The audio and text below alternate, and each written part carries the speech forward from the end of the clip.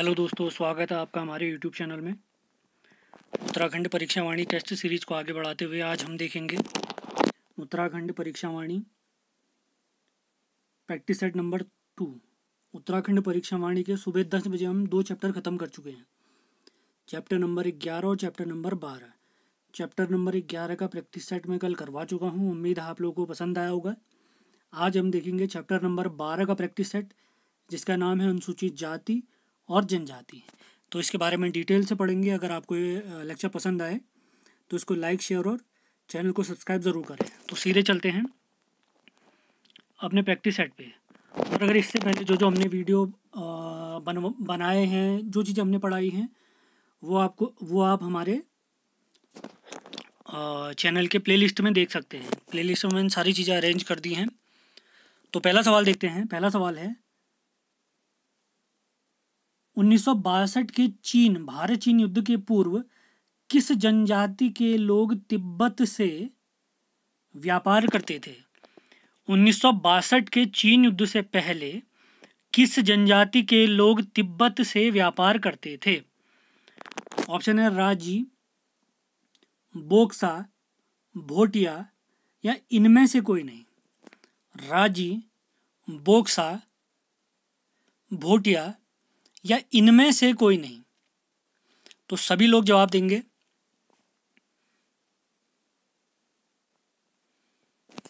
तो पहले सवाल का सही जवाब है भोटिया जनजाति। अब मैं कुछ चीज़ें बताने वाला हूँ, कुछ चीज़ मैं पहले पढ़ा चुका हूँ, कुछ चीज़ें ध्यान से सुननी है। जो ये व्यापार व्यवस्था होती थी हमारे भोटिया और तिब्बतियों के बीच में, इसको गमैया पद्धति कहा जाता है। गमैया पद्धति में क्या होता था? एक होता था मध्यस्थ, मीडिएटर, मध्यस्थ, जिसको मितुर कहा जाता था। तो एक मितुर हमारी तरफ होगा, भारत की तरफ, एक मितुर तिब्बत की तरफ होगा, और दोनों के पास होगा एक पत्थर। वो दोनों को जोड़ते थे। इससे पता चलता है कि हमारे आदमी हैं। तो उसी के थ्रू होता था व्यापार। अब किन रास्तों से ये व्यापार होता था अगर उसको मैं बताऊं, तो हमारा नीति दर्रा, माणा दर्रा, जोहार क्षेत्र, व्यास वाला क्षेत्र, हमारे पिथौरागढ़ का व्यास दारमा क्षेत्र, तो इन घाटियों से व्यापार होता था। तो इनको ध्यान रखेंगे आप लोग। और ये जो भारत चीन युद्ध है, इसको सीनो इंडिया वॉर भी कहा जाता है। और अगर इस समय अगर हमसे पूछें हमारे प्रधानमंत्री कौन थे, तो आप लोग बताएंगे कमेंट बॉक्स में लेक्चर समाप्त होने के बाद। अगला सवाल मोस्ट इंपॉर्टेंट, वीर केसरी पुस्तक के लेखक बताइए। वीर केसरी पुस्तक के लेखक बताइए। पंडित रामचंद्र, पंडित सियाराम, पंडित शिवराम या इनमें से कोई नहीं। वीर केसरी पुस्तक के लेखक बताइए। पंडित रामचंद्र, पंडित सियाराम, पंडित शिवराम या इनमें से कोई नहीं। तो इस प्रश्न का सही जवाब है पंडित शिवराम जी। पंडित शिवराम जी। तो वीर केसरी कौन थे, क्या थे, अब इनकी जानकारी मैं आपको बता रहा हूं, आपने बहुत ध्यान से सुनना है। तो वीर केसरी जी का जन्म हुआ था 1 नवंबर 1920 में। एक गांव है हमारा जौनसार वाले क्षेत्र में, क्यावा गांव, क्यावा। वीर केसरी जी का जन्म 1 नवंबर 1920 को क्यावा गांव में हुआ था। 1941 में ये 1941 में रॉयल इंडियन आर्मी में भर्ती हुए थे। रॉयल इंडियन आर्मी में भर्ती हुए थे, जो अंग्रेजों के अधीन थी। लेकिन उसी टाइम कुछ समय बाद हमारे नेताजी सुभाष चंद्र बोस जी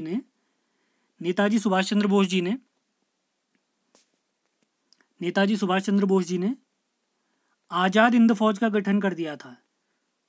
तो तुरंत इन्होंने आज़ाद हिंद फौज ज्वाइन कर ली थी।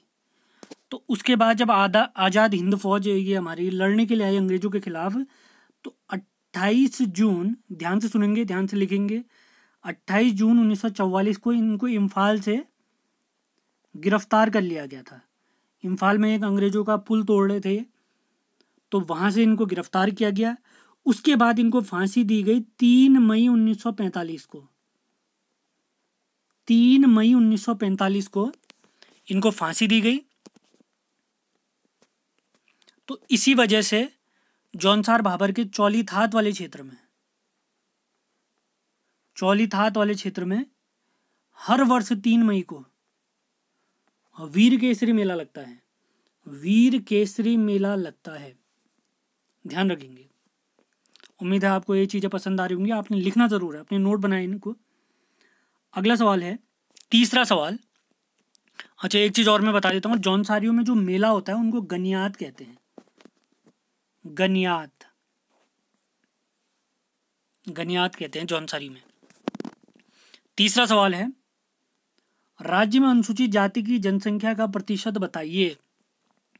राज्य में अनुसूचित जाति यानी SC, अगर टोटल उत्तराखंड की जनसंख्या को 100% माने तो अनुसूचित जनजाति की जनसंख्या कितने प्रतिशत है? ऑप्शन है 19%, 1.69%, 18.8% या इनमें से कोई नहीं। तो सभी लोग सही जवाब देंगे। तो तीसरे क्वेश्चन का सही जवाब है, अब मैं बता देता हूं। तो तीसरे सवाल का सही जवाब है 18.8%। तो उत्तराखंड राज्य में अनुसूचित जाति का कितना प्रतिशत है? तो 18.8%। अगर पूछें राज्य में सबसे ज़्यादा किस जनजाति के लोग रहते हैं तो वो थारू है, थारू जनजाति के लोग। ये कुमाऊं में भी सर्वाधिक हैं और राज्य के भी सर्वाधिक हैं। और दूसरे नंबर पे आते हैं जौनसारी। दूसरे नंबर पे जनजाति सबसे ज़्यादा जिनकी जनसंख्या है वो कौन है? जौनसारी हैं, वे जौनसारी हैं। और वैसे हमारी जो जनजाति हैं उनकी संख्या 5 है, जैसे थारू, जौनसारी, भोटिया, बोक्सा, राजी। अगर पूछे सर्वाधिक संख्या किनकी है तो थारू की है। और सबसे कम अगर पूछेंगे तो सबसे कम जो जनसंख्या है वो है राजी जनजाति की, राजी जनजाति। अब अगर पूछे गिनती के हिसाब से, अगर संख्या करते हैं इनकी, किस जिले में सर्वाधिक जनजाति निवास करती है, तो उधम सिंह नगर में सबसे ज्यादा जनजाति एसटी जनजाति निवास करती है। एसटी। अच्छा, तीसरे सवाल में अनुसूचित जाति हैं, ध्यान दें आप लोग, ये एसटी की जानकारी दे रहा हूं मैं। एसटी यानी अनुसूचित जनजाति की। फिर से रिपीट कर देता हूँ सारी चीज़ें, जो चीज़ें कुछ गलत होंगी तो रिपीट कर देते हैं फिर से। सर्वाधिक अगर कौन सी जनजाति पाई जाती है अगर कहेंगे तो हमारे यहाँ जनजाति यानी एसटी, थारू। सबसे कम अगर पूछेंगे तो राजी, ठीक। और संख्या के आधार पर सर्वाधिक एसटी अगर पूछेंगे किस जिले में है, अनुसूचित जनजाति सबसे ज़्यादा किस जिले में है, तो यूएस नगर में है। और सबसे कम अगर पूछें एसटी जनसंख्या किस जिले में है तो वो है हमारे रुद्रप्रयाग में, रुद्रप्रयाग में। अगला सवाल है, चौथा सवाल, सभी लोग जवाब देंगे। प्रतिशत के आधार पर न्यूनतम एससी जनसंख्या बताइए। एससी, प्रतिशत के आधार पर न्यूनतम एसटी जनसंख्या बताइए। तो सवाल है हमारा, प्रतिशत के आधार पर न्यूनतम एससी यानी अनुसूचित जाति की जनसंख्या बताइए। तो ऑप्शन है हमारे उधम सिंह नगर, देहरादून, नैनीताल या इनमें से कोई नहीं। उधम सिंह नगर, देहरादून, नैनीताल या इनमें से कोई नहीं। प्रतिशत के आधार पर न्यूनतम एससी जनसंख्या बताइए।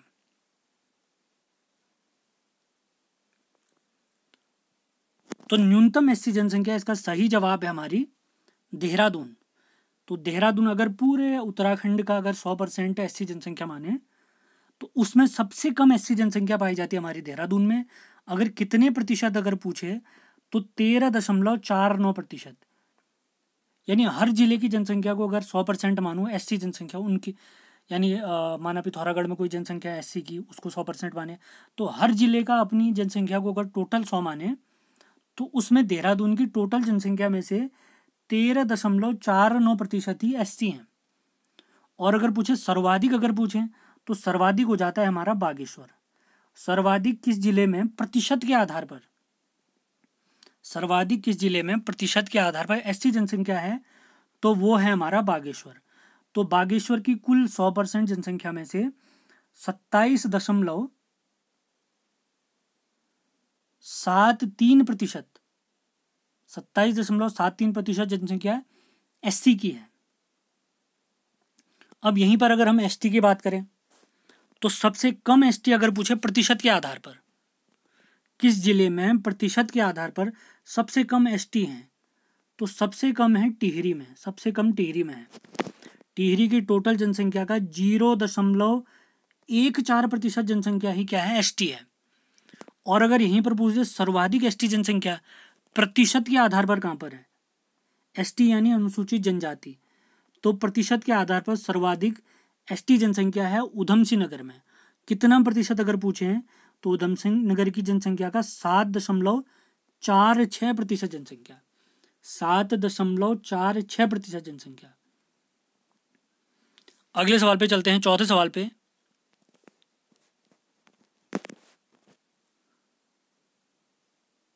चौथा सवाल हमारा हो गया है। पांचवें सवाल पे चलते हैं। अनुसूचित जनजातियों को राजकीय सेवाओं में, अनुसूचित जनजातियों को यानी एसटी, अनुसूचित जनजातियों को राजकीय सेवाओं में कितने प्रतिशत आरक्षण प्राप्त है? तो ऑप्शन है 17%, 19%, 4% या इनमें से कोई नहीं, इनमें से कोई नहीं। तो सभी लोग जवाब देंगे। बहुत सारी नई चीजें सीखने को मिलेंगी हमें यहाँ पर।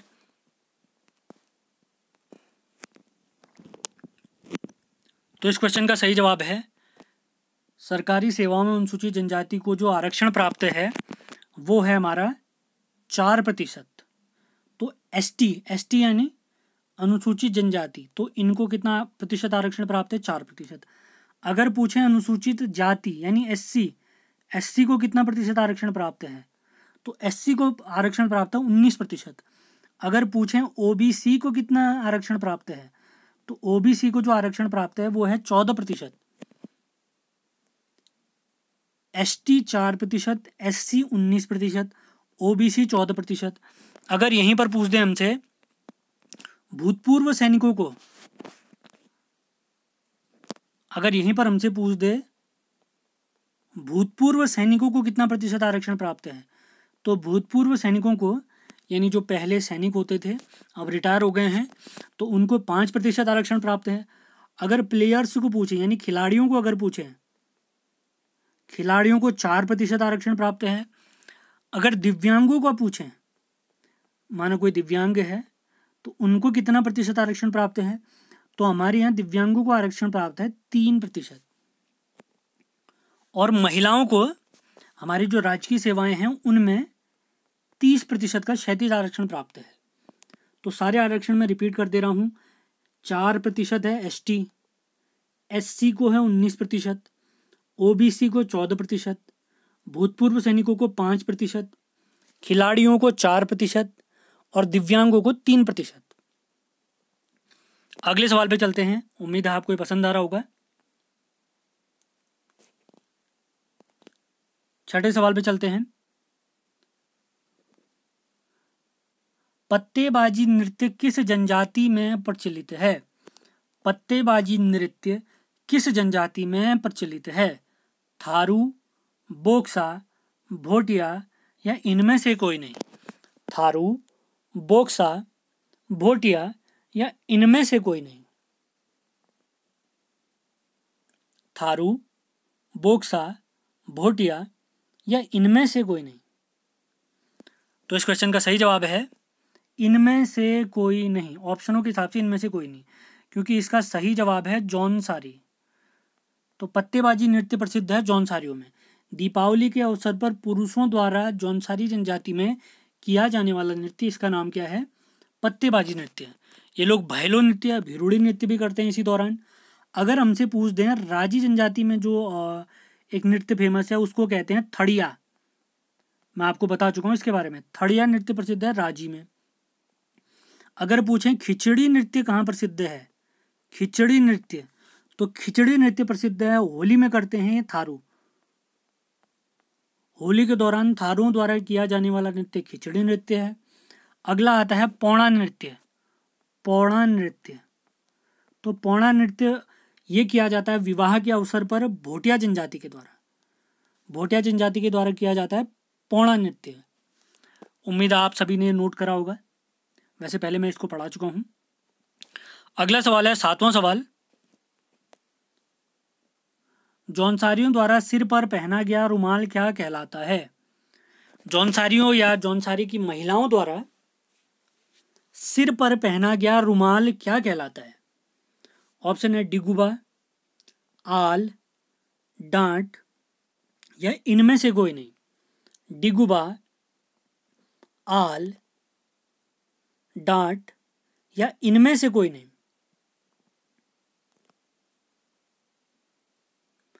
तो सातवें क्वेश्चन का सही जवाब है, जौनसारियों की महिलाओं द्वारा सिर पर पहना जाने वाला रुमाल कहलाता है डांट। डांट। तो ये आल क्या है? ये इनके रंग बिरंगे जूते हैं। जौनसारियों के रंग बिरंगे जूते आल कहलाते हैं। तो डिगुबा क्या है? जौनसारियों द्वारा पहनी जाने वाली ऊनी टोपी है ये डिगुबा, ऊनी टोपी। अब इसके अलावा कुछ और चीज़ें हमने सीखी थी, जैसे झगा। जौनसारियों में एक झगा था। कमीज या कुर्ती को जौनसारी में झगा कहा जाता है। अब हमने एक चीज़ और देखी थी, झंगोली। जौनसारियों में झंगोली देखी थी हमने। तो झंगोली क्या होता है? तो झंगोली होता है ऊनी कोट या पाजामा। ऊनी कोट या पाजामा। अब आ रहा है मोस्ट इंपॉर्टेंट सवाल। तो यहाँ पर जो आंसर होने वाला है उस नदी के बारे में बहुत सारे फैक्ट मैं आपको बताने वाला हूँ, तो बहुत ध्यान से सुनना है, सारे फैक्ट नोट भी कर रहे हैं। 8वां सवाल है, जागड़ा पर्व में महासु शिव को किस नदी में स्नान कराया जाता है? जागड़ा पर्व में महासु शिव को किस नदी में स्नान कराया जाता है? भागीरथी, यमुना, टोन्स या इनमें से कोई नहीं। भागीरथी, यमुना, टोन्स या इनमें से कोई नहीं। सभी लोग जवाब देते रहेंगे।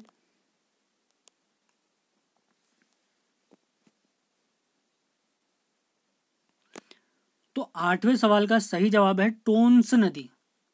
तो जागड़ा पर्व है जौनसारियों से रिलेटेड, जिनके प्रमुख देवता हैं महासु शिव, और उन महासु शिव का जो पूजा स्थल है वो है हनौल। तो हनौल में महासु शिव की जो प्रतिमा रखी गई है उसको टोन्स नदी में भाद्रपद माह में टोन्स नदी में स्नान कराया जाता है। तो इसी वजह से इंपॉर्टेंट है। अब मैं कुछ जानकारी आपको टोन्स नदी के बारे में देना चाह रहा हूँ। तो वैसे नदियों को कैसे याद रखा जाए इसका ट्रिक मैं आपको दे चुका हूँ। जैसे ट्रिक था, ट्रिक वाला आप वीडियो ज़रूर देख लें। वैसे मैं अभी जल्दी में रिवाइज करा देता हूँ। काली भागी अलख के संग, कोसी राम संग भागी। तो उसके बाद था तो या टो। तो 6ठे नंबर की सबसे लंबी नदी हमारे उत्तराखंड की टोन्स नदी। इसकी लंबाई कितनी है? तो 6ठे नंबर पे है, तो इसकी लंबाई है 148 किलोमीटर। वो ट्रिक आप देखेंगे नदियों को याद करने की, आपको तुरंत याद हो जाएगा ये। तो उस ट्रिक को ज़रूर देखें जिसने नहीं देखा है। जिसने देखा है वो तुरंत बना देगा। अभी जो टोन्स नदी है इसका उद्गम पूछते हैं। तो इसका उद्गम है रूपिन सुपिन हिमनद। उद्गम माने नदी कहाँ से निकलती है? तो रूपिन सुपिन हिमनद। हिमनद माने ग्लेशियर। तो रूपिन हिमनद है हिमाचल प्रदेश का, सुपिन हिमनद है हमारे उत्तराखंड का। जैसे ही ये दोनों मिलते हैं, हिमनद मिलते हैं, बर्फ की नदियाँ मिलती हैं, तो हमारी एक नदी बनती है टोन्स नदी, जिसकी लंबाई है 148 किलोमीटर। तो रूपिन हिमनद कहाँ से आता है? ये डोडरा कुआर हिमाचल प्रदेश से आता है। और सुपिन हिमनद आता है हमारे स्वर्गारोहणी ग्लेशियर से। और अगर ध्यान दें हम, ये टोन्स नदी किस नदी की सहायक है? तो ये टोन्स नदी हमारी यमुना की सहायक है। यमुना नदी की सहायक है। और यमुना और टोन्स का संगम कहाँ पर होता है? कालसी के आसपास होता है ये संगम, कालसी से थोड़ा आगे, कालसी के आसपास। और अंतिम पॉइंट अगर मैं बताऊं, अब जो क्षेत्र नदियों से घिरा होता है उसके आसपास जंगल वंगल वनस्पतियां बहुत सारी होती हैं। तो सवाल आता है, निम्न में से उत्तराखंड की कौन सी नदी है जिसके आसपास सर्वाधिक वन भूमि है या वनाच्छादित घाटी है? तो इसका सही जवाब है टोन्स। उत्तराखंड में सर्वाधिक वनों से घिरी हुई घाटी कौन सी नदी है? वो टोंस नदी घाटी है। ध्यान रखेंगे जितने एक्स्ट्रा फैक्ट मैंने आपको बताए हैं। अगले सवाल पे चलते हैं। 9वां सवाल, किस जनजाति के लोग अपने निवास स्थान को रौत्युड़ा कहते हैं? किस जनजाति के लोग अपने निवास स्थान को रौत्युड़ा कहते हैं? ऑप्शन है बोक्सा, थारू, राजी या इनमें से कोई नहीं। रौत्युड़ा निवास स्थान, बोक्सा, थारू, राजी या इनमें से कोई नहीं। सभी लोग जवाब देते रहेंगे। तो इस क्वेश्चन का सही जवाब है राजी जनजाति।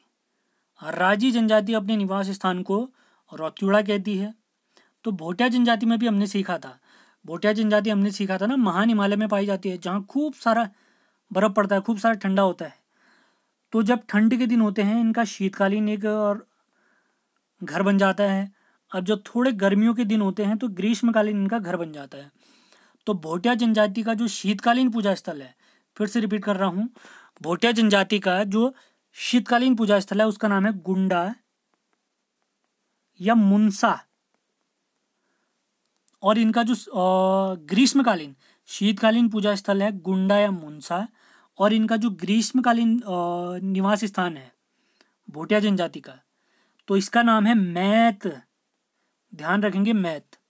रौत्युड़ा राजी, गुंडा और मुनसा या मैत, ये भोटियाओं से रिलेटेड है। मैं पहले पढ़ा चुका हूँ, आपको याद होगा।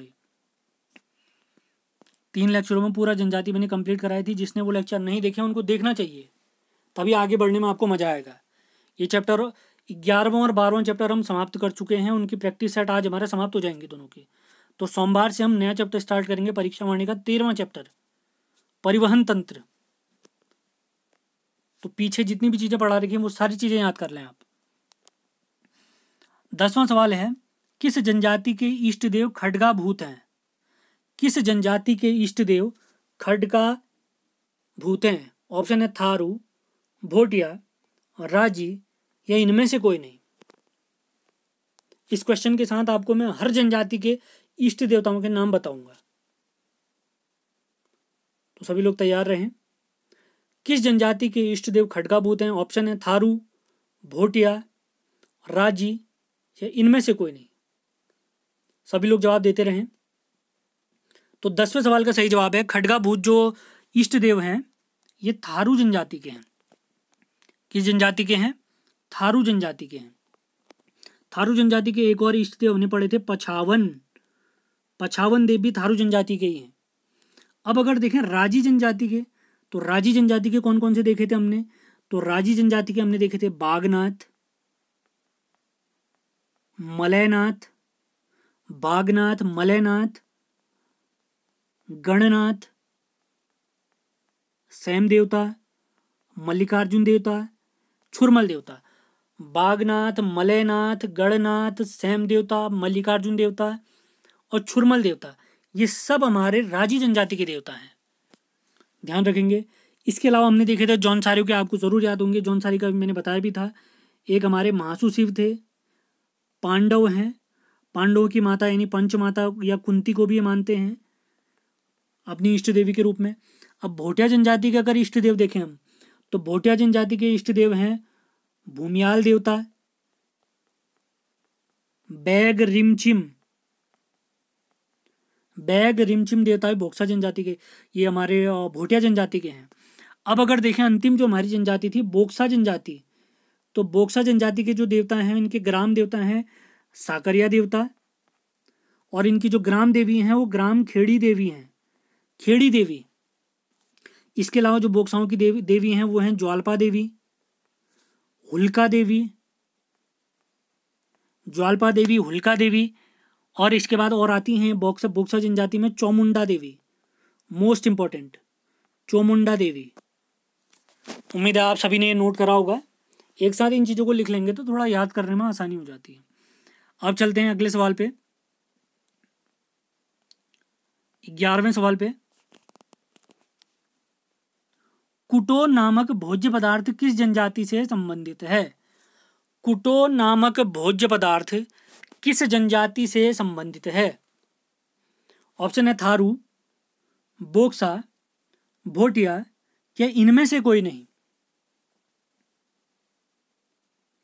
थारू, बोक्सा, भोटिया या इनमें से कोई नहीं। तो इस क्वेश्चन का सही जवाब है 11वां क्वेश्चन, कुटो नामक भोज्य पदार्थ है भोटिया जनजाति। कुटो शब्द का अर्थ होता है रोटी, तो भोटिया जनजाति में रोटी को कुटो कहा जाता है। अब जो बड़े आकार की रोटी होती है उसको उनके यहाँ कहते हैं पुली। उम्मीद है आपने जरूर वो नोट्स देखे होंगे, आपको याद आ रहा होगा। अब छाकू एक और खाद्य पदार्थ है इनका। छाकू क्या है? चावल और मडवे का भात है। चावल और मडवे को मिक्स करके जो भात बना पकाते हैं, ये भोटिया जनजाति में इसको छाकू कहा जाता है। अब छामा क्या होता है? छामा भी इन्हीं में है, भोटिया जनजाति में ही है छामा। दाल और सब्जी को एक साथ जब ये बनाते हैं तो इसको छामा कहते हैं। आपको याद आ रहा है ज्या, ज्या इन्हीं का पेय पदार्थ है। इसमें दूध, दही, मक्खन, ये सारी चीजें मिलाते हैं, ये मक्खन वक्खन। और एक प्रकार की भोटिया जनजाति की शराब है जिसको चकती, आधा च य कती, चकती या छंग भी कहते हैं। छंग, जिसने लेक्चर ध्यान से देखा होगा उसको सब याद आ रहा होगा, और उसे यहाँ पर ऐसा लग रहा होगा कि अब सारी चीजें रिवाइज हो रही हैं। तो हर लेक्चर देखते हुए चलना है, टेस्ट देने में मजा आएगा आपको। सभी लोग सही आंसर देते रहें, जो लोग आंसर दे रहे हो बधाई के पात्र हैं, बहुत बढ़िया। अगला सवाल है 12वां सवाल, तीन तिकटी विवाह प्रथा किस जनजाति में प्रचलित है? तीन तिकड़ी विवाह प्रथा किस जनजाति में प्रचलित है? बोक्सा, राजी, भोटिया या इनमें से कोई नहीं। बोक्सा, राजी, भोटिया या इनमें से कोई नहीं। सभी लोग जवाब देते रहेंगे। तीन तिकड़ी विवाह प्रथा, तीन तिकड़ी विवाह प्रथा, बोक्सा, राजी, भोटिया या इनमें से कोई नहीं। तो इस क्वेश्चन का सही जवाब है इनमें से कोई नहीं, क्योंकि ऑप्शन है नहीं सही इसमें। तो इसका सही जवाब है थारू जनजाति। तो पहले इनके यहाँ एक प्रथा होती थी बदला विवाह प्रथा। बदला विवाह प्रथा में क्या होता था मैं आपको बता चुका था। माना एक परिवार है ए, दूसरा परिवार है बी, यहाँ का लड़का है और यहाँ की लड़की है, तो इनका जो विवाह हो रहा है, तो ये जो बी परिवार का है, बी परिवार का जो लड़का होगा उसका विवाह ए परिवार की लड़की से होगा। मतलब एक दूसरे के परिवार में शादी करते थे वो। अब इसी का बदला हुआ रूप है अदला बदला, ये जो विवाह प्रथा है इसी का बदला रूप है तीन तिकड़ी विवाह प्रथा। ए और बी परिवार में शादी हो रहे हैं, इन दोनों परिवारों में गठबंधन हो रहा है, शादी हो रही है। माना एक परिवार में लड़की नहीं मिली या अगले परिवार में लड़का नहीं मिला, तो वो दूसरे परिवार के रिश्तेदार से ही शादी करेंगे। माना ए परिवार, यहाँ था बॉय, यहाँ थी गर्ल, तो यहाँ के बॉय की शादी यहाँ की गर्ल से होनी चाहिए। तो माना इस परिवार में कोई लड़की नहीं है, तो इनके रिश्तेदारों में लड़की ढूंढी जाएगी। तो ये है तीन तिकड़ी विवाह प्रथा जो थारू में प्रचलित थी। इसके अलावा बहुत सारी प्रथाएं मैंने और बताई थी, जैसे था अपना पराया प्रथा। अपना पराया प्रथा, तो इस प्रथा में क्या होता था थारुओं में, ये सगाई की रस्म है, इसको इंगेजमेंट कहते हैं आजकल। इंगेजमेंट आजकल इसी का ज्यादा चल रहा है रोल। अगला है बात कट्टी। इन्हीं में थारू में ही बात कट्टी एक प्रथा है। अब इसमें क्या होगा, विवाह की तिथि तय की जाएगी, डेट फिक्स की जाएगी। और एक और प्रथा है यहां पक्की पौड़ी। पक्की पौड़ी में विवाह फिक्स किया जाएगा कि भैया आप शादी करनी है, और बात कट्टी में डेट फिक्स करेंगे। एक और प्रथा है यहाँ चाला प्रथा है। थारू में ही चाला प्रथा है, चाला। तो इसमें क्या होगा, माना एक लड़की की शादी हुई है, ए और बी परिवार है, तो यहाँ की लड़की की शादी यहाँ हुई है, तो शादी के तुरंत बाद वो लड़की अपने मायके वापस आएगी, कुछ समय अपने मायके रहेगी, उसके तुरंत बाद अपने ससुराल चले जाएगी। और जैसे वो स्थायी रूप से अपने ससुराल में रहने लग जाएगी, उसी प्रथा को कहते हैं चाला प्रथा। चाला प्रथा। अगले सवाल पे चलते हैं। 13वां सवाल, तत्सत विवाह प्रथा किस जनजाति में प्रचलित है? थारू, भोटिया, जौनसारी या इनमें से कोई नहीं। थारू, भोटिया, जौनसारी या इनमें से कोई नहीं। सभी लोग सही जवाब देते रहेंगे।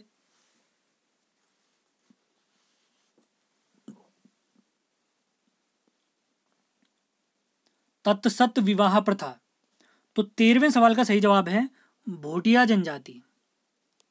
भोटिया जनजाति, मैं पहले बता ही चुका हूं, भोटिया जनजाति में जो विवाह होता है, विवाह को दामी कहा जाता है। दामी, विवाह शब्द के लिए क्या प्रयोग होता है यहाँ? दामी शब्द का प्रयोग होता है। और भोटिया जनजाति में 2 प्रकार के विवाह थे, एक था तत्सत और दूसरा विवाह प्रथा थी दामोला। दामोला। जौनसारी में कौन कौन सी विवाह प्रथाएं थी? बोई दो दी की, याद आ रहा होगा आपको। बाज दिया, 3 प्रकार की विवाह प्रथाएं थी, वो सारी याद होनी चाहिए आपको। अगले सवाल पे चलते हैं। बेवी की, बाज दिया, बोई दो दी की, ये सब जौनसारियों के हैं। अगला सवाल है 14 सवाल, बोक्सा बिरादरी पंचायत का सबसे बड़ा अधिकारी कौन होता है? बोक्सा बिरादरी प्रथा पंचायत का सबसे बड़ा अधिकारी कौन होता है? ऑप्शन है दारोगा, चौधरी, तख्त या इनमें से कोई नहीं। दरोगा, चौधरी, तख्त या इनमें से कोई नहीं। तो सभी लोग सही जवाब देते रहेंगे। तो 14वें सवाल का सही जवाब है तख्त। तो अगर बिरादरी पंचायत के बारे में आपको बताऊं, इसमें टोटल 5 सदस्य होते हैं, तो जिनका मुखिया होता है तख्त। इसमें एक होता है मुंसिफ, एक होता है दरोगा और 2 होते हैं सिपाही। तो बोक्सा में जो बिरादरी परिषद है, पंचायत है, उसमें 5 सदस्य हैं, एक तख्त, एक मुंसिफ, एक दरोगा, 2 सिपाही। वर्तमान में तो बिरादरी परिषद समाप्त हो गई है। नैनीताल और उधमसिंह नगर में एक बोक्सा परिषद नामक संस्था काम करती है आजकल। बोक्सा या कुमाऊं में भी कह सकते हैं इसको। कुमाऊं में बोक्सा परिषद कहाँ लागू है? कुमाऊं में लागू है, ध्यान रखना, बस हो गया। अगले सवाल पे चलते हैं, 15वें सवाल पे। तुबेरा, बाजू, तिमली किस जनजाति के लोकगीत हैं? तुबेरा, बाजू, तिमली किस जनजाति के लोकगीत हैं? थारू, भोटिया, राजी या इनमें से कोई नहीं। थारू, भोटिया, राजी या इनमें से कोई नहीं। सभी लोग सही जवाब देते रहेंगे।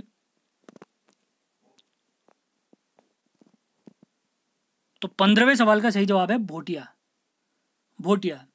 अगर तुबेरा के बारे में मैं आपको बताऊं, ये रसिया गीत है, ये एक प्रकार का रसिया गीत है। अब इसमें होता है क्या है, जब हम सांस्कृतिक तत्व वाला चैप्टर पढ़ेंगे पूरा डिटेल समझेंगे। अगर बाजू के बारे में कहें, बाजू क्या है? ये वीर रस प्रधान गीत है, वीर रस प्रधान गीत है। और अगर पूछें तिमली क्या है, तो तिमली है हमारा सामाजिक विषय आधारित गीत, जो समाज में जितनी भी समस्याएं चल रही उनके बारे में जागरूक करने वाला गीत है ये ध्यान रखेंगे। और इन्हीं का एक वाद्य यंत्र आपको याद होगा, उसको लिख के बताना है आपने। इनका जो प्रमुख वाद्य यंत्र है भोटियाओं का, उसका नाम क्या है आपने कमेंट बॉक्स में बताना बाद में, लेक्चर ओवर होने के बाद। 16वें सवाल पे चलते हैं। मांगल, सिलोंगू, गोडबड़ा, बिरासू, रणारात ये लोकगीत किन से संबंधित हैं? किस जनजाति से संबंधित हैं? थारू, भोटिया, जौनसारी या इनमें से कोई नहीं। थारू, भोटिया, जौनसारी या इनमें से कोई नहीं।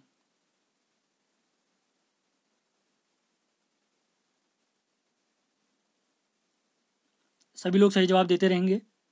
तो 16वें सवाल का सही जवाब है जौनसारी। तो जौनसारी के बहुत सारे मैं आपको नोट्स में वैसे बता चुका था। कुछ और जैसे लोकगीत बनाए, जैसे रासों, ये सारे हमारे परीक्षा वाणी में लिखे गए हैं। अगला है घुमसू, घुमसू। अगला है छोड़ो, छोड़ो लोकगीत। अगला है घुंडचा, घुंडचा। ये नाम बड़े अजीब से लग रहे होंगे, लेकिन याद रखिए यही सवाल पेपर में आएंगे।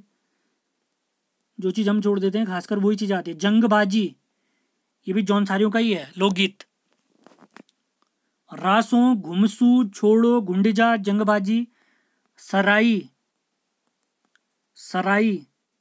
अगला है तांदी। अभी और भी बहुत सारे हैं, जैसे मरोज पर्व भी पढ़ा था हमने, तो मरोज लोक नृत्य भी, लोकगीत भी यहीं का है। अभी और भी बहुत सारे हैं, अभी इनको बाद में मैं आपको याद करा दूंगा कोड के माध्यम से। अभी तो हम पेपर पे ध्यान देते हैं। अगले सवाल पे चलते हैं। अब आया मोस्ट इंपॉर्टेंट सवाल, जिसमें बहुत सारे फैक्ट मैं कवर कराने वाला हूँ। उत्तराखंड विधानसभा में अनुसूचित जाति यानी एससी के लिए कितनी सीटें आरक्षित हैं? 1, 5, 15, 13। 1, 5, 15, 13। 1, 5, 15, 13। तो इसका सही जवाब है 13 सीटें अनुसूचित जाति के लिए हमारे उत्तराखंड में आरक्षित हैं। अगर उत्तराखंड विधानसभा की सीटें कहें तो टोटल 70 सीटें, 70 धन 1 में से, जिनमें से 15 सीटें आरक्षित हैं। 15 में से 2 सीटें एसटी के लिए हैं, नानक महतो और चक्राता वाली, और 13 सीटें एससी के लिए आरक्षित हैं। अब ये 13 सीटें और जिले हमारे यहाँ कितने हैं? टोटल 13 जिले हैं। इन 13 जिलों में 2 जिले ऐसे हैं, रुद्रप्रयाग और चंपावत, जहां विधानसभा की कोई भी सीट आरक्षित नहीं है। अब बचे कितने जिले फिर? 11 जिले, और 11 जिलों में आरक्षित सीटों की संख्या कितनी हो गई? 13। तो हरिद्वार में है 3 सीटें आरक्षित, टोटल अनुसूचित जाति के लिए आरक्षित सीटें हैं 13। हरिद्वार में है 3 सीटें आरक्षित। अब बचे हमारे 10 जिले, तो बचे हुए जितने भी 10 जिले हैं, हरिद्वार, रुद्रप्रयाग और चंपावत के अलावा सभी में 1 सीट आरक्षित है। अगर कोई सवाल पूछ दे देहरादून में कितनी सीटें आरक्षित हैं अनुसूचित जाति के लिए? 1 सीट आरक्षित है। पिथौरागढ़ में कितनी सीटें आरक्षित हैं? 1 सीट आरक्षित है। रुद्रप्रयाग में कितनी सीट आरक्षित है? 0 सीट आरक्षित है। चंपावत में कितनी सीट आरक्षित है? 0 सीट आरक्षित है। तो ध्यान रखना है आपने। अब यहीं पर अगर 70 सीटें हमारे यहाँ टोटल थी, अगर यहीं पे पूछ दें सर्वाधिक विधानसभा की सीटें कहाँ हैं, तो सबसे ज़्यादा विधानसभा की सीटें हरिद्वार में 11, और सबसे कम विधानसभा की सीटें पूछे तो वो हैं हमारे आर, सी और बी में, रुद्रप्रयाग, चंपावत, बागेश्वर, सभी में 2-2 सीटें हैं विधानसभा की। फिर से रिपीट कर रहा हूँ, विधानसभा की हमारे यहाँ सीटें हैं 70 धन 1। 70 तो जनता चुनती है, 1 हमारे राज्यपाल मनोनीत करते हैं आंग्ल भारतीय। तो सर्वाधिक विधानसभा की सीटें हैं हरिद्वार में, टोटल 11, और सबसे कम विधानसभा सीटें हैं आर, सी, बी। आर से रुद्रप्रयाग, सी से चंपावत, बी से बागेश्वर, तीनों जिलों में 2-2 सीटें आरक्षित हैं। तो सारे पॉइंट आपने जरूर याद रखने हैं। लोकसभा की हमारे यहाँ 5 सीटें हैं, राज्यसभा की 3 सीटें हैं, ये याद आ रहा होगा, और लोकसभा में 1 सीट हमारी अनुसूचित जाति के लिए आरक्षित है। तो आरक्षित जो सीट है लोकसभा की, उसका नाम आपने कमेंट बॉक्स में बताना है, लाइव चैट में नहीं बताना है, कमेंट बॉक्स में बताना है क्लास ओवर होने के बाद। अगले सवाल पे चलते हैं, 18वें सवाल पे। थारू जनजाति की सर्वाधिक जनसंख्या कहाँ निवास करती है? बहुत सारे फैक्ट यहाँ पर भी आने वाले हैं आपके लिए। थारू जनजाति की सर्वाधिक जनसंख्या कहाँ निवास करती है? नैनीताल, उधम सिंह नगर, देहरादून, या इनमें से कोई नहीं। नैनीताल, उधम सिंह नगर, देहरादून, या इनमें से कोई नहीं। सभी लोग जवाब देते रहेंगे। तो इसका सही जवाब है उधम सिंह नगर। तो उधम सिंह नगर में लगभग मान के चलिए 90% थारू जनसंख्या निवास करती है। अब अगर ऐसे ही और जनजातियों के बारे में देखें, जैसे जौनसारी जनजाति का 95% हिस्सा हमारे देहरादून में निवास करता है। बोक्सा जनजाति है, इसका 61% हिस्सा हमारे नैनीताल और उधम सिंह नगर में निवास करता है। फिर से रिपीट करता हूं, थारू जनजाति का 90% से भी अधिक हिस्सा उधम सिंह नगर में निवास करता है। जौनसारी जनजाति का 95% से अधिक हिस्सा देहरादून में निवास करता है। बोक्सा जनजाति का 61% से अधिक हिस्सा नैनीताल और उत्तर का ये हमारे उधम सिंह नगर में निवास करता है, उधम सिंह नगर में। अब अगर पूछे भोटिया जनजाति सर्वाधिक कहाँ निवास करती है, तो भोटिया जनजाति सर्वाधिक मतलब कंप्लीटली मान के चलिए ज़्यादातर हिस्सा पिथौरागढ़ में है। अगर राजी जनजाति का पूछे, सर्वाधिक राजी जनजाति किस जिले में निवास करती है? तो ये भी हमारे पिथौरागढ़ में है। तो राजी जनजाति का कितना प्रतिशत हिस्सा है? 61%, सॉरी 66%, 66%, 66%। उम्मीद है आपने ये सारे फैक्टर नोट करे होंगे। कहाँ कितनी जनसंख्या है, क्या है, सारे नोट करे होंगे आपने। अगला सवाल आता है मोस्ट इंपॉर्टेंट, राठी जनजाति किस जिले में निवास करती है या कहाँ पाई जाती है? उत्तरकाशी, चमोली, पौड़ी या इनमें से कोई नहीं? उत्तरकाशी, चमोली, पौड़ी या इनमें से कोई नहीं? राठी जनजाति। तो इसका सही जवाब है 1900 सवाल का, राठी जनजाति खुद को पौड़ी का मूल निवासी मानते हैं। वो कहते हैं हम पौड़ी के मूल निवासी हैं और खुद को क्षत्रिय मानते हैं, क्षत्रिय। और क्षत्रिय के लिए यहां पर एक शब्द का प्रयोग हुआ है इस जनजाति में, पविल्या। पविल्या शब्द का क्या अर्थ है? क्षत्रिय या राजपूत। और राठी जनजाति कहाँ निवास करती है? हमारी पौड़ी में निवास करती है। अगला सवाल है 20वां सवाल, लोहसर पर्व किस जनजाति में प्रचलित है? लोहसर पर्व किस जनजाति में प्रचलित है? थारू, जौनसारी, जाट या इनमें से कोई नहीं? जाट या इनमें से कोई नहीं? थारू, जौनसारी, जाट या इनमें से कोई नहीं? मोस्ट इंपॉर्टेंट सवाल है, बहुत सारे फैक्ट यहां पर भी आने वाले आपके लिए। तो लोहसर पर्व ये संबंधित है जाट जनजाति से, जो भोटिया जनजाति का ही एक हिस्सा है, भोटिया जनजाति का ही अन्य नाम। अगर इनका निवास स्थान हम बताएं, ध्यान देंगे सभी लोग, भागीरथी घाटी में, भागीरथी घाटी क्षेत्र उत्तरकाशी में है इनका निवास स्थान। और ये मूल रूप से खुद को मानते हैं जदुंग गांव का निवासी, जदुंग गांव का निवासी मानते हैं। याद आ रहा है, हमने भोटिया जनजाति का अलग अलग नाम देखे थे, सौका, भोट, भोटांतिक, याद रखना आप लोगों ने। और ये जदुंग गांव का निवासी मानते हैं। और इस गांव के पास में ही एक ताल है, जनक ताल, जनक ताल। तो इसी वजह से ये लोग, ये जाड़ भोटिया खुद को जनक का वंशज मानते हैं, महाराज जनक का वंशज मानते हैं।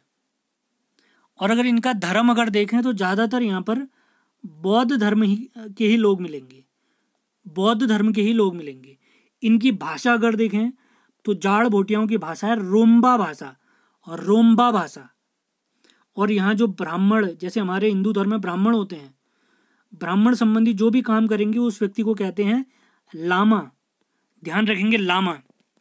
और ये जो लोहसर पर्व इनका है, ये बसंत पंचमी के दिन मनाते हैं, बसंत पंचमी के दिन मनाते हैं, बसंत पंचमी के दिन मनाते हैं। एक और पर्व है इसी जनजाति का, ध्यान रखेंगे, ये सारे पॉइंट आपने लिखने हैं। इस जनजाति का एक और पर्व है सूरगैन पर्व, सूरगैन पर्व। मैं सारे फैक्ट फिर से रिवाइज कर दे रहा हूँ। लोहसर पर्व हमारी जाड़ जनजाति बनाती है, जो भोटिया की ही उपजाति है।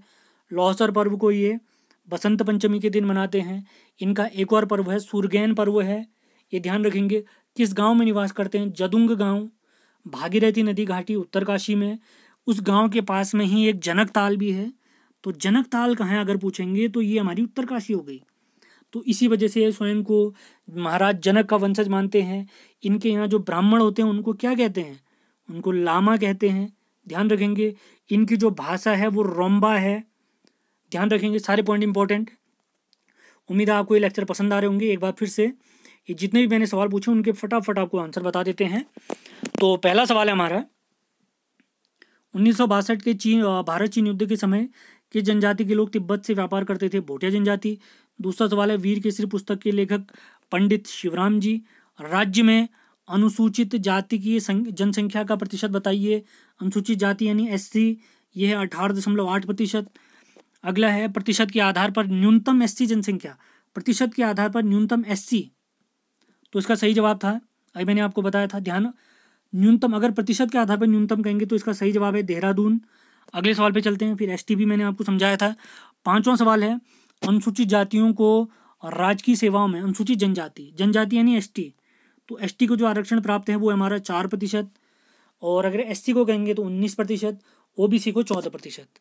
फिर मैंने भूतपूर्व सैनिक, खिलाड़ी और दिव्यांग बताए थे, याद होना चाहिए आपको। अगला सवाल है पत्तेबाजी नृत्य, ये प्रसिद्ध है हमारे जौनसारियों में। यहाँ पर ऑप्शन के हिसाब से नन ऑफ दिस, लेकिन सही आंसर है जौनसारी। दीपावली के अवसर पर जौनसारी महिलाओं द्वारा सिर पर पहना गया रुमाल क्या कहलाता है? ये डांट कहलाता है। आल क्या होता है? इनके रंग बिरंगे जूते होते हैं। जागड़ा पर्व में महासुशिव यानी हमारे शिव जी को किस नदी में स्नान कराया जाता है? टोंस नदी में स्नान कराया जाता है। किस जनजाति के लोग अपने निवास स्थान को रौत्युड़ा कहते हैं? तो रौत्युड़ा कहते हैं हमारे राजी। किस जनजाति के इष्ट देव पछावन है? इसका सही जवाब है हमारा थारू जनजाति। अब चलते हैं 11वें सवाल पे। कुटो नामक भोज्य पदार्थ, कुटो नामक भोज्य पदार्थ हमारे भोटियाओं में फेमस है। ये एक प्रकार की रोटी होती है। 3 तिकटी विवाह प्रथा, ये थारू में प्रचलित है। ऑप्शन के हिसाब से नन ऑफ दीज, लेकिन इसका सही जवाब है थारू। तत्सत विवाह प्रथा, ये भोटियाओं में प्रसिद्ध है। बोक्सा बिरादरी पंचायत का सबसे बड़ा अधिकारी होता है तख्त, याद रखेंगे। आजकल इसके स्थान पर बोक्सा परिषद आ गई है। तुबेरा बाजू तिमली, ये लोकगीत किस जनजाति से रिलेटेड हैं? थारू, भोटिया, राजी। तो तुबेरा, ये सारे आइटम जितने भी हैं तुबेरा, बाजू, तिमली, भोटिया से संबंधित हैं। मांगल, सिलोंगू, गोडबड़ा, बिरासू, रणरात, ये लोकगीत किनसे संबंधित है? 16वां सवाल, सही जवाब है जौनसारी। उत्तराखंड में 17वां सवाल, उत्तराखंड में विधानसभा में अनुसूचित जाति के लिए कितनी सीटें आरक्षित हैं? अनुसूचित जाति यानी SC 13 सीटें आरक्षित हैं। 18वां सवाल, थारू जनजाति की सर्वाधिक जनसंख्या कहाँ निवास करती है? उधम सिंह नगर। राठी जनजाति किस जिले में निवास करती है? पौड़ी। लोहसर पर्व कौन मनाते हैं? जाड़ भोटिया बनाते हैं।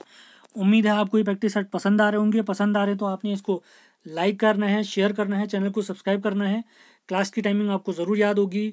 सुबह 10 बजे हम देखते हैं परीक्षा वाणी का चैप्टर, और रात 8 बजे चलती है हमारी प्रैक्टिस सेट। और अगर आपने पुरानी चैप्टर, पुरानी प्रैक्टिस सेट नहीं देखी हैं, आप ज़रूर देखें। पसंद आए तो शेयर ज़रूर करें, लाइक करें।